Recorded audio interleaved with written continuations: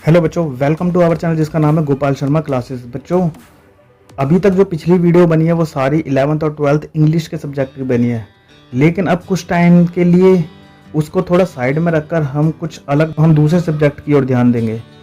और अब जो हमने सब्जेक्ट चुना है वो है अकाउंट्स। तो आज से हम अकाउंट्स की जो सीरीज स्टार्ट करेंगे जिसमें 11th क्लास और 12th क्लास का अकाउंट कवर किया जाएगा। बच्चों, कोशिश हमारी यही रहेगी कि बिना टाइम वेस्ट किए ज़्यादा से ज़्यादा चीज़ों को डिटेल के साथ एक्सप्लेन करके समझा जाए।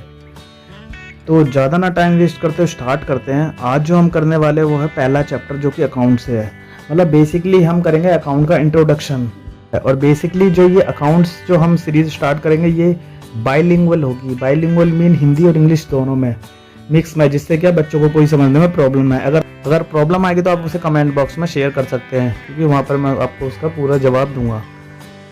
तो बच्चों स्टार्ट करते हैं। ये ऐसे लेमैन की तरह बात करें तो अकाउंट क्या होता है? What is accounting? Accounting is a business language, या फिर कह सकते हैं account is a language of business. Basically देखा जाए तो अकाउंटिंग की जो डेफिनेशन है वो accounting is the art of recording, classifying and summarising in a significant manner and in term of money, transaction and events which are in part at least of a financial character and interpreting the result thereof।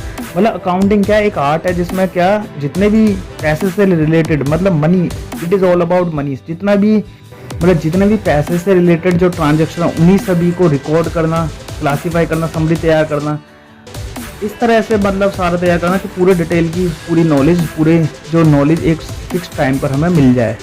तो ये तो है account का जो मतलब है। लेकिन अगर ऐसे कॉमन मैन, ले मैन की तरह बात करें तो account is all about language of business. मतलब ये एक बिजनेस की भाषा है। क्योंकि हम नॉर्मल भाषा में बोले कि हमें इससे 500 रुपये लेने हैं या 200 रुपये देने हैं तो ये चीज़ का कोई मायने नहीं रखता। लेकिन अगर हम इसे अकाउंटेंसी के जरिए करेंगे तो हर जगह इसकी एक्सेप्टेंस जो होती है वो बढ़ जाती है। अब बात करेंगे हम अकाउंटिंग।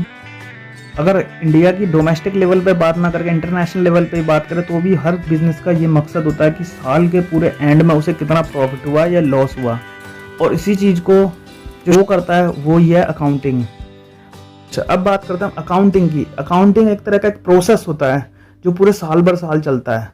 हर बिजनेसमैन ये जानना चाहता है कि उसे साल के लास्ट में कितना प्रॉफिट हुआ है, कितना लॉस हुआ, उसने कितना बिजनेस में इन्वेस्ट किया, साल के शुरुआत में उसकी क्या पोजीशन थी और साल के एंड में उसकी क्या पोजीशन है, कितना उसे मार्केट में लेना है, कितना मार्केट में देना है। तो यही एक प्रोसेस है जो सिस्टमैटिक हर साल बाय साल चलता है।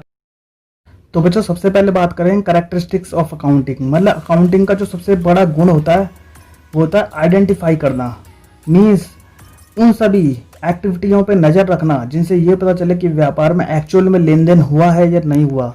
मीन्स आइडेंटिफाई वर्ड को जरा ध्यान से समझना। मतलब आइडेंटिफाई का मतलब हमें ये पहचानना पड़ता है कि व्यापार में लेन देन हुआ है या नहीं हुआ। क्योंकि मान लीजिए जैसे एक एग्जांपल है कि आपका कोई बिजनेस है, आपकी कोई शॉप है, अगर आपका कस्टमर आता है या आपसे कोई रेट पूछता है या फिर वहाँ पर खड़ा होकर चला जाता है तो हम उसे बिजनेस लेन देन नहीं मानेंगे। लेकिन अगर वो कुछ सामान आपसे बिजनेस डील करता है तो हम उसे आइडेंटिफाई, मतलब हम उसे ये मानेंगे कि कुछ ना कुछ ट्रांजेक्शन मतलब लेन देन हुआ है।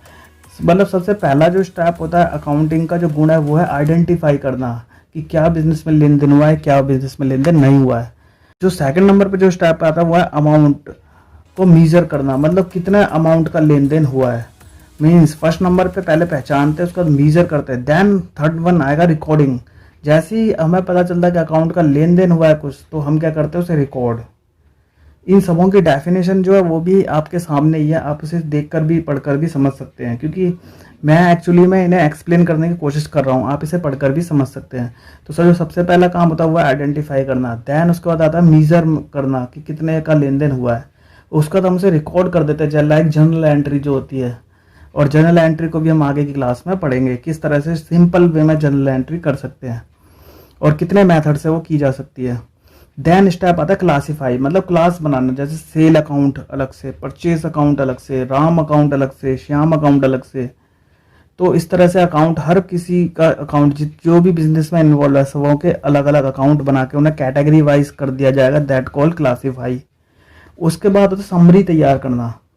समरी का मतलब होता है प्रॉफिट एंड लॉस अकाउंट और बैलेंस शीट वगैरह जो बनती है, देन होती है समरी का स्टेप। उसके बाद एनालिसिस, उसके बाद नेक्स्ट उसका जो नेक्स्ट स्टेप आता है वो एनालिसिस एंड इंटरप्रिटेशन, मतलब देन उसके बाद एनालाइज किया जाता है उसका, उसकी जो रिपोर्टें बनती है उनसे ये पता चलता है कि फ्यूचर में किस तरह से प्लानिंग की जाएगी उससे, कि आगे हम अपने टारगेट अचीव कर सकें। और उसका जो नेक्स्ट वन है वो कम्युनिकेटिंग, मतलब हमें इस तरह से रिपोर्टें बनानी पड़ती है कि कोई भी अनपढ़ इंसान भी उसे देखकर ईजिली समझ सकता है कि कितना लेन देन हुआ, कितना नहीं हुआ। कम्युनिकेटिंग को हम कह सकते हैं जैसे बिजनेस के जो इंटरनल जो मेंबर है या एक्सटर्नल जो यूज़र होते हैं वो अकाउंट्स में मतलब किस तरह से ईजिली देखकर रिपोर्ट अपनी मतलब समझ के प्लानिंग कर सकते हैं। तो एक बार ब्रीफ में पढ़ता है जो अकाउंट के जो एट्रीब्यूशन है, जो करेक्टरिस्टिक्स ऑफ अकाउंटिंग जो गुण है, वो सबसे पहले आइडेंटिफाई करना, फिर उसके बाद मेजर किया जाता है, देन रिकॉर्ड किया जाता है, फिर क्लासीफाई करते हैं उसे, देन समरी तैयार करते हैं, उसके बाद एनालिसिस एंड इंटरप्रिटेशन होता है, और देन कम्युनिकेटिंग मैनर में रिपोर्ट तैयार की जाती है।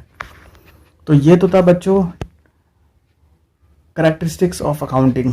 अब आती है बारी ऑब्जेक्टिव ऑफ अकाउंटिंग, मतलब अकाउंटिंग बनाने का क्या उद्देश्य होता है। तो सबसे पहला जो मकसद होता है वो है किसी भी बिजनेस का to maintain systematic record of business transaction, मतलब जितने भी बिजनेस ट्रांजैक्शन है उनको सिस्टमैटिक वे में लिखना, ये सबसे पहला मकसद होता है हर बिजनेस का। और उसके बाद जो नेक्स्ट वन है वो है to determine profit and loss, मतलब साल के एंड में जो फाइनेंशियल ईयर होता है, मतलब 2 ईयर होता है, कैलेंडर ईयर और फाइनेंशियल ईयर।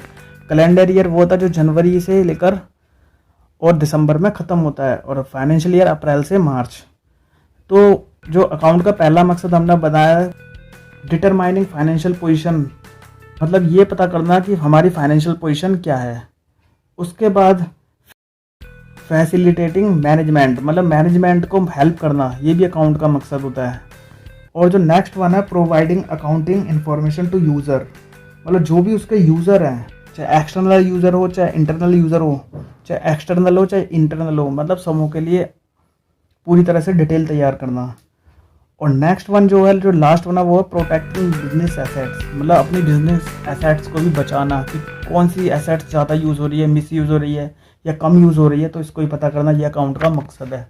तो बच्चों 1 बाय 1 आप इसे देख सकते हैं आराम से, किसी भी बुक में आपको मिल जाएंगे। बस हमारी कोशिश है कि इसे आपको इजी तरीके से समझाने की इसमें कोशिश की गई है। अगर आपको वीडियो कहीं पर भी कंफ्यूज करता है तो आप वीडियो को पॉज करके भी दे सकते हैं। और हाँ, अभी तक आपने इस वीडियो को, अगर आपको वीडियो समझ में आया तो आप इसे लाइक भी कर सकते हैं, अपने दोस्तों का शेयर भी कर सकते हैं। तो हाँ, मिलेंगे नेक्स्ट वीडियो के साथ जो कि बहुत ही जल्दी आएगी। टिल देन हंसते रहिए और मुस्कुराते रहिए, देखते रहिए Gopal Sharma classes. Good bye.